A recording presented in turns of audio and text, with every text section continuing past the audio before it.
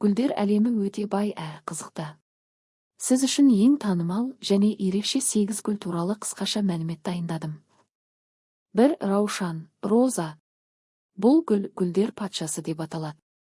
Ол махаббат пен сұлулықтың символы. Ерекшелігі әлемде оның 300-ден астам түрі бар. Қызықты дерек, раушан майы парфюмерияда ең қымбат компоненттердің бірі болып саналады. 2. Қызғалдақ, тюльпан. Көктемнің жаршысы.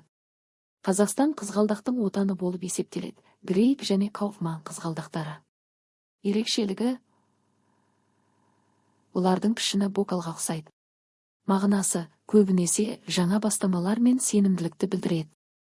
3. Лотос, су лала гүлі. Су бетінде өсетін тазалықтың символы болып табылатын қасиетті гүл. Ерекшелігі, түнде су астына жасырынып таңертең қайта шығады.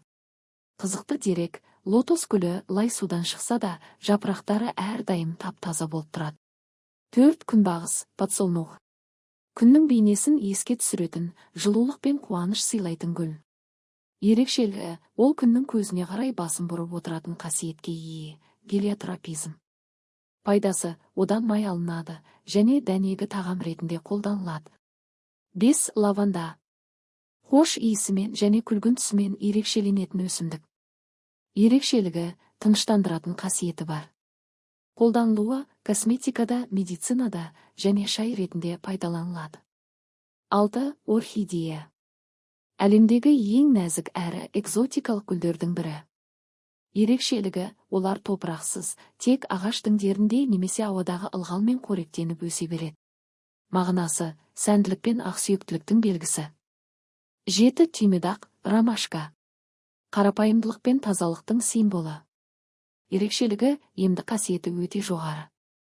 Қолданылуы түймедақ шайы қабынуға қарсы және ұйқыны жақсарту үшін ішіледі. 8. Сакура, шие гүлі.